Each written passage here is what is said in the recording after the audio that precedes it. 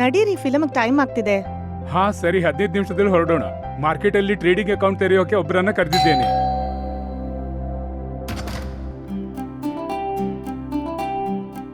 ಎಲ್ಲಿ ಈ ಚಿಹ್ನೆ ಇದೆಯೋ ಅಲ್ಲಿ ನೀವು ಸಹಿ ಮಾಡಿ. ಉಳಿದ ಫಾರ್ಮ್ ನಾನು ತುಂಬಿಸ್ತೇನೆ.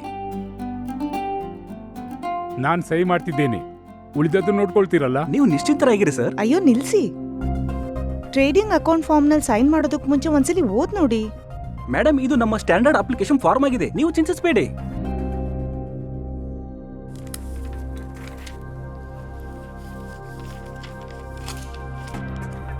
ನೀವ್ ಚೆಕ್ ಮಾಡಿದ್ರಾ ಈ ಬ್ರೋಕರ್ಗೆ ಸೆಬಿ ಮೂಲಕ ಮಾನ್ಯತೆ ಇದೆಯಾ ಅಂತ?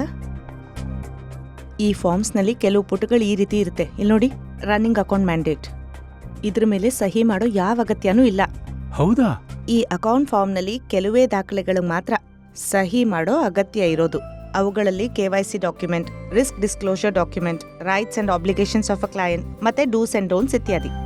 KYC ಫಾರ್ಮ್ ಅಲ್ಲಿ ನಿಮ್ಮ ಮೊಬೈಲ್ ನಂಬರ್ ಮತ್ತೆ ಇಮೇಲ್ ID ಅಗತ್ಯವಾಗಿ ಬರೀರಿ. ಇದರಿಂದ ಟ್ರೇಡಿಂಗ್ ಸಂಬಂಧಪಟ್ಟ ಎಲ್ಲಾ ಮೆಸೇಜ್ ಮತ್ತೆ ಅಲರ್ಟ್ಸ್ ನಿಮಗೆ ಬರ್ತಾ ಇರುತ್ತೆ. ಇದ್ರಲ್ಲಿ ಟ್ಯಾರಿಫ್ ಶೀಟ್ ಎಲ್ಲಿದೆ? ಮೇಡಮ್, ಇಂದು ತರೋಕೆ ಮರ್ತೇ ಹೋಯ್ತು, ನಾಳೆ ಖಂಡಿತ ಕಳಿಸ್ತೇನೆ. ಟ್ರೇಡಿಂಗ್ ಶುರು ಮಾಡೋದಕ್ಕೆ ಮುಂಚೆ ನಾವು ಕಡ್ಡಾಯವಾಗಿ ತಿಳ್ಕೋಬೇಕು ಟ್ರೇಡಿಂಗ್ ಮಾಡೋದಕ್ಕೆ ನಾವು ಏನ್ ಶುಲ್ಕ ಪಾವತಿಸಬೇಕು ಅಂತ. ಹಾಗೆ ಫಾರ್ಮ್ ನಲ್ಲಿ ನಾವು ಆಯ್ಕೆ ಮಾಡ್ಕೋಬೇಕು, ನಮ್ಗೆ ಸೆಟಲ್ಮೆಂಟ್ 1 ತಿಂಗಳಿಗೆ ಬೇಕಾ ಅಥವಾ 3 ತಿಂಗಳಿಗ ಅಂತ. ಇಲ್ಲಿ ನೋಡಿ, ನೀವು ಫಾರ್ಮ್ ನಾಳೆ ತಗೊಂಡು ಹೋಗಿ, ನಾನು ಎಲ್ಲ ಓದಿ ಸಹಿ ಮಾಡಿ ರೆಡಿ ಆಗಿಡ್ತೇನೆ. ಸರಿ. ಎಲ್ಲಾ ದಾಖಲೆಗಳು ಸಿಕ್ಕಿದ ಮೇಲೆ ಅದರ ಕಾಪಿ ನಮ್ಗೆ ಅಗತ್ಯವಾಗಿ ಕಳಿಸಿ. ಈಗ ನನ್ಗೆ ಎಲ್ಲಾ ವಿಷಯ ತಿಳಿಯಿತು.